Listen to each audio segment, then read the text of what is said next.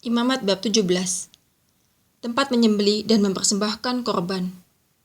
Tuhan berfirman kepada Musa, "Berbicaralah kepada Harun dan kepada anak-anaknya dan kepada seluruh orang Israel, dan katakan kepada mereka, inilah firman yang diperintahkan Tuhan.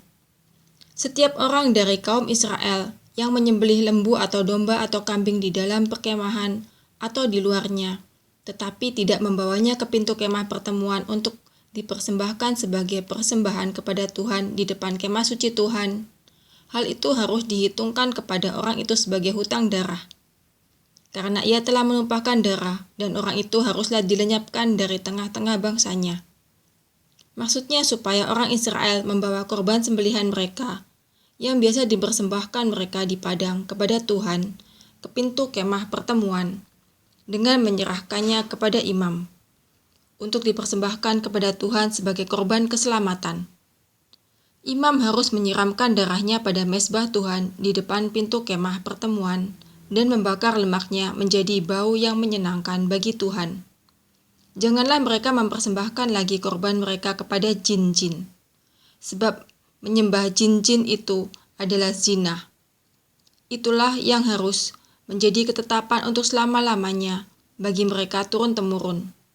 Dan haruslah kau katakan kepada mereka, setiap orang dari kaum Israel atau dari orang asing yang tinggal di tengah-tengah mereka, yang mempersembahkan korban bakaran atau korban sembelihan, tetapi tidak membawanya ke pintu kemah pertemuan, supaya dipersembahkan kepada Tuhan, maka orang itu haruslah dilenyapkan dari antara orang-orang sebangsanya. Larangan tentang makan darah atau bangkai. Setiap orang dari bangsa Israel dan dari orang asing yang tinggal di tengah-tengah mereka yang makan darah apapun juga, aku sendiri akan menentang dia dan melenyapkan dia dari tengah-tengah bangsanya. Karena nyawa makhluk ada di dalam darahnya, dan aku telah memberikan darah itu kepadamu di atas mezbah untuk mengadakan pendamaian bagi nyawamu, karena darah mengadakan pendamaian dengan perantaraan nyawa. Itulah sebabnya aku berfirman kepada orang Israel, seorang pun di antaramu janganlah makan darah. Demikian juga orang asing yang tinggal di tengah-tengahmu tidak boleh makan darah. Setiap orang dari orang Israel dan dari orang asing yang tinggal di tengah-tengahmu yang menangkap dalam perburuan seekor binatang atau burung yang boleh dimakan, haruslah mencurahkan darahnya, lalu menimbunnya dengan tanah. Karena darah itulah nyawa segala makhluk.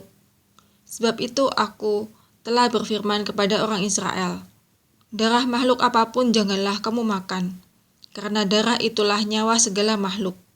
Setiap orang yang memakannya harus dilenyapkan, dan setiap orang yang makan bangkai atau sisa mangsa binatang buas, baik ia orang Israel asli maupun orang asing, haruslah mencuci pakaiannya, membasuh tubuhnya dengan air, dan ia menjadi najis sampai matahari terbenam. Barulah ia menjadi tahir. Tetapi jikalau ia tidak mencuci pakaiannya dan tidak membasuh tubuhnya, ia akan menanggung kesalahannya sendiri.